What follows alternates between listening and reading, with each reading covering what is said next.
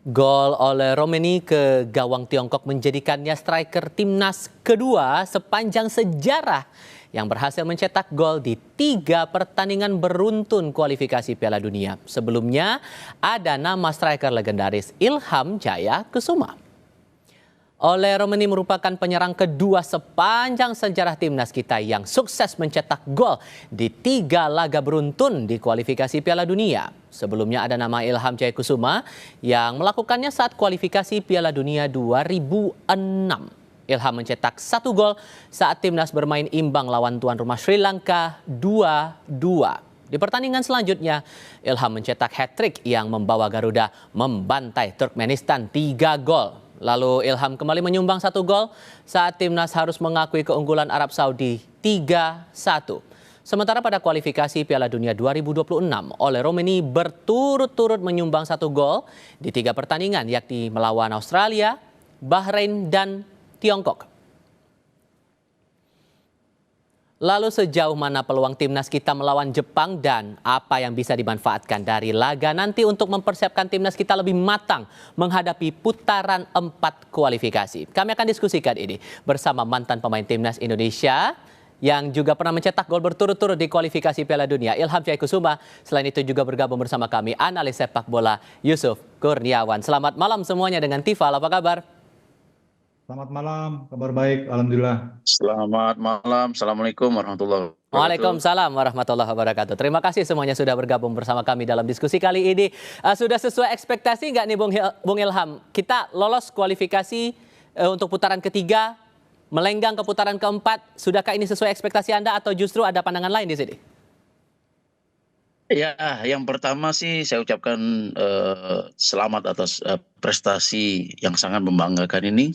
Terutama bagi bangsa Indonesia, khususnya saya sebagai mantan pemain sudah mencapai titik tertinggi ronde keempat ya, walaupun memang nanti kita harus bekerja keras lagi. Ya saya rasa tim nasional sekarang ya yang tadi awalnya cuma hanya sampai ke ronde ke mungkin maju berikutnya, akhirnya sampai ke puncak ronde keempat ini. Kenapa tidak ya, apalagi Ketua Umum kita Pak Erick Thohir sudah memberikan yang terbaik ya bagi pemain-pemain, ya saya bilang ini ya saya akuin ini yang terbaik lah, terbaik. Ditambah lagi ada catatan, ditambah lagi ada catatan sejarah baru nih. Sosok Ole Romeni ini posisinya sama dengan Anda, jadi striker timnas yang berhasil mencetak gol 3 pertandingan beruntun. Anda melihat sosok Ole dengan performanya sepanjang pertandingan 3 laga belakangan ini gimana ngelihatnya? Iya, saya rasa kita harus punya striker seperti Ole ya, khususnya walaupun memang dulu mantan-mantan striker kita banyak. Tapi untuk saat ini Ole sangat diperlukan karena bagaimanapun juga seorang striker apapun itu dari penalti atau dari play on atau apa yang lain, dia punya kerja cetak gol. Itu yang kita harus punya sekarang. Karena apapun yang terjadi banyak peluang, striker 3 ada 3 peluang tapi dia cetak 1 gol, ya itu tugas striker. Itu yang diperlukan timnas sekarang. Sampai akhirnya saya rasa ideal oleh ini bagi timnas striker. Oke. Kalau di mata Anda Bung Yuke, secara umum sebelum kita spesifik bicarain Jepang, ini sudah sesuai dengan ekspektasi Anda? Iya, ekspektasi yang memang semua inginkan ya, bahwa kita sampai ke ronde keempat dan ini realistis, sejurus dengan apa yang sudah kita tampilkan. Menyambung tadi yang apa dikatakan living legend kita, Coach Ilham ya, tepat sekali. Memang sosok Ole inilah sebetulnya yang kita butuhkan sejak lama ya. Kepingan puzzle yang akhirnya kita dapatkan karena di era sebelumnya kan memang kita selalu kesulitan di sektor depan ya. Dan sekarang kehadiran Ole sedikit memberikan harapan besar ya, walaupun kalau dari jumlah produktivitas kita sebetulnya masih bisa lebih karena banyak peluang yang harusnya bisa kita konversi jadi gol. Tapi dengan performa Ole paling tidak kita sudah sedikit mengobati lah kekurangan kita di sektor depan dengan 3 gol yang dia cetak dalam 3 laga beruntun. Itu bukti bahwa kebutuhan kita sudah mulai terpenuhi ya di sektor depan ya. Tinggal lebih klinis lagi aja untuk pemain-pemain yang lain. Dan saya kira ini hasil yang memang seperti tadi Coach Ilham katakan sesuai dengan ekspektasi karena memang tim ini kan disiapkan sejak lama ya sebetulnya ya, digadang-gadang oleh Pak Erik, disiapkan difasilitasi ya dengan kehadiran pemain-pemain diaspora kita. Itu kan memang visinya memang kita lolos ke ronde keempat. Syukur-syukur kalau kita nanti bisa ke Piala Dunia ya. Oke, nah Amin. kita bicara spesifik untuk pertandingan tanggal 10 Juni melawan Jepang. Dengan kita pernah punya catatan di 15 November lalu kita ditaklukkan Jepang 4 gol saat itu. Tapi di sisi lain kita berharap bisa all out dalam pertandingan tanggal 10 Juni nanti, Bung Yuke. Ditambah lagi posisi kita juga sama-sama aman masing-masing. Kita lolos bisa melenggang ke putaran 4. Jepang bisa lolos langsung Piala Dunia. Dengan target ini apakah tidak berlebihan atau gimana Anda membaca itu? Iya, kalau saya bilang walaupun pertandingan nanti tidak menentukan ya untuk siapapun ya, baik untuk Indonesia maupun juga bagi Jepang, sama-sama sudah lolos. Jepang lolos langsung ke Piala Dunia, kita lolos ke ronde keempat. Tapi tetap pertandingan adalah pertandingan ya, dan kita harus selesaikan dengan sangat gagah. Karena bagaimanapun hasil nanti itu akan ikut mempengaruhi poin kita di ranking FIFA. Jadi sangat penting untuk kita pulang dengan poin. Walaupun kita mungkin underdog ya bermain di Jepang, dan meski Jepang main mungkin dengan mayoritas pemain-pemain muda, tapi Jepang ya tetap Jepang ya, level mereka udah level dunia. Jadi kita harus realistis juga, dan saya kira ini kesempatan juga bagi Coach Patrick untuk membuat beberapa racikan baru barangkali yang bisa ditawarkan lawan Jepang supaya kita semakin banyak variannya ya, taktikalnya, skemanya gitu. Kalau kemarin kan ada pemain-pemain yang mungkin belum dapat kesempatan main ya, seperti Dean James ya, kemudian juga Messi Lekers ya. Juga ada pemain-pemain lain yang belum turun kayak Rafael Strike misalnya. Mungkin nanti lawan Jepang ada kesempatan mereka dimainkan. Itu tergantung bagaimana nanti dalam situasi terakhir ya. Kalau saya sih menurut saya pribadi lebih baik kita mulai mencoba beberapa skema baru ya untuk perbendaharaan ke depan supaya Coach Patrick ini menjadi kaya pilihan-pilihan taktiknya gitu. Di samping yang kemarin sudah sangat bagus sebetulnya. Kalau menurut Bung Ilham, yang terbaik dan realistis melawan Jepang ini yang kayak gimana konsepnya? Apakah langsung dengan line up utama diterjunkan oleh Coach Kluivert melawan Jepang, atau perlu strategi sendiri nih untuk mengotak-atik pemain yang bakal diturunkan langsung di tanggal 10 Juni nanti?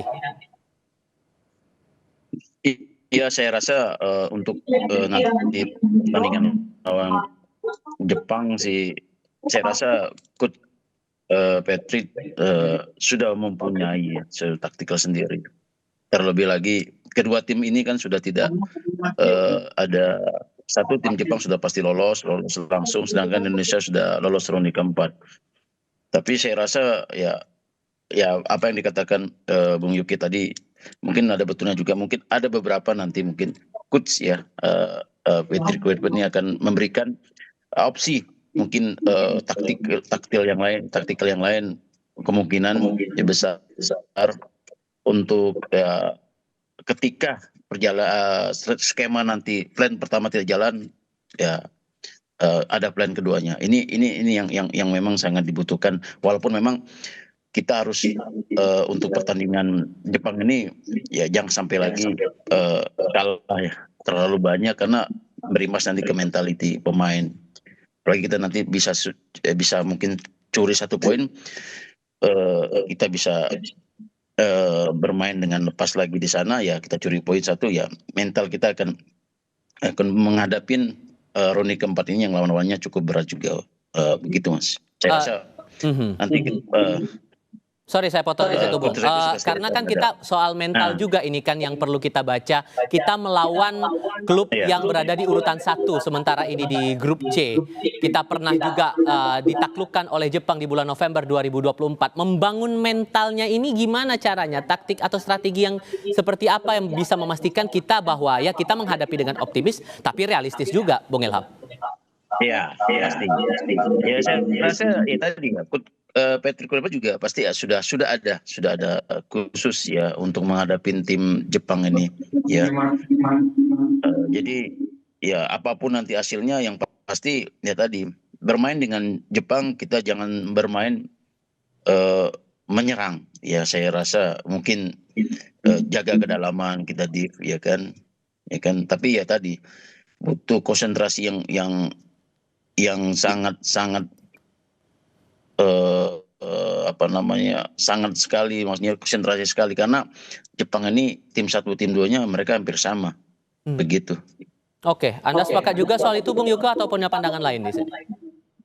Iya, betul. Jepang ya tadi saya katakan di awal Jepang tetap Jepang. Jadi kita harus realistis, harus rasional juga. Memang kita pasti punya keinginan ya minimal 1 poin untuk bisa menjaga mentalitas kita, kepercayaan diri kita ke depan.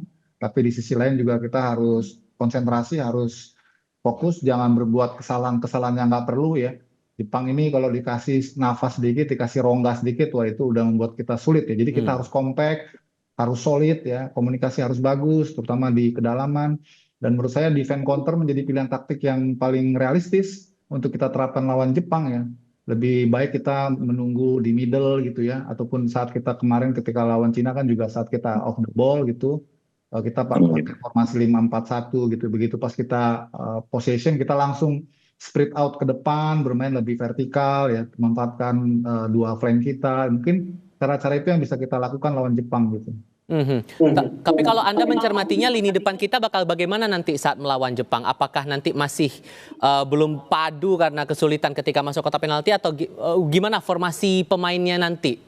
Apakah akan sama seperti di Tiongkok? Iya, ini kalau versi saya ya, saya lebih cenderung mempertahankan Trisula yang kemarin lawan Cina ya, karena sudah mulai kelihatan tuh padu padannya antar Egy dengan Ole, kemudian antar Ricky Kambuaya dengan Ole. Kalau Egy dengan Ricky Kambuaya mah sudah kita tahu bersama lah karena mereka satu klub ya, jadi chemistry-nya sudah baik. Jadi kalau versi saya lebih baik mempertahankan trio itu di depan supaya semakin bonding lagi mereka kerjasamanya dan semakin apa ya istilahnya semakin smooth lagi. Nah tadi pertanyaannya bagus tuh. Kita bisa nggak lebih sering masuk ke dalam ya? Nah, Karena ketika lawan Cina itu kita sulit sekali masuk ke penalti box ya. ya. Itu kenapa? Karena ketika Ole itu drop back gitu ya, turun ke belakang untuk jemput bola, itu nggak ada yang ngisi posisi Ole di depan. Karena kan Egy dengan Kambuaya kan memang posisinya bukan striker ya. Nah, di saat seperti ini harusnya ada second line yang lain gitu ya. Seperti Tom Haye ataupun juga mungkin dari sisi flank Yakob Sayuri ya atau juga Verdong harus mengisi ruang-ruang itu supaya kita lebih pack ya ketika kita ingin progresi di sepertiga akhir lawan kita punya keunggulan jumlah pemain. Kalau kemarin kita lihat ya sulit sekali kita masuk ke dalam karena jumlah pemain kita tuh ketika nyerang tuh ya cuma Ole ataupun Egy, jadi kurang banyak ya, makanya bola-bola cutback ya.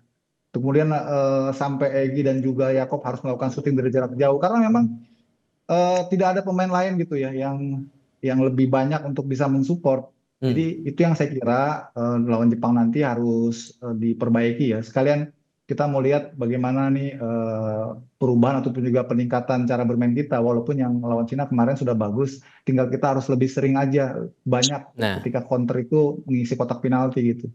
Bung Ilham juga sependapat tampaknya untuk lini depan cukup dengan formasi yang sama seperti melawan Tiongkok atau perlu diotak-atik lagi nih? Ya saya rasa sih apa yang di UK bilang juga ada betul juga karena untuk ke depan ya untuk pertandingan round 4 ini kita butuh chemistry yang di depan. Ya paling tidak 3 pemain ini sudah membuktikan semalam kerjasama antara Egy dan sama Ole dan satu lagi si Kambuaya dari Papua. Kambuaya sudah terbukti kita di Dewa beberapa kali saya lihat penampilannya di Dewa berdua nih gelandang serang dan sayap jalan semuanya. Ya terakhir kita lihat dia bermain tiki taka sama Ole. Ya saya rasa perlu kita mungkin di nanti pertandingan di Jepang 3 pemain ini dimainkan lagi karena untuk pertandingan selanjutnya karena kita butuh sekali di dalam pertandingan yang lalu-lalu kita banyak peluang tapi ya tidak ada untuk cetak gol ya kan itu yang kita perlukan ketika ada peluang ya seperti Ole ya kan gol walaupun satu gol kita menang gitu aja sih. Yang penting prinsipnya adalah mematangkan diri menuju putaran 4 itu tadi. Bung Ilham, Bung Yuke, terima kasih banyak sudah berbagi pandangan dan diskusi bersama kami. Sehat selalu semuanya. Selamat malam.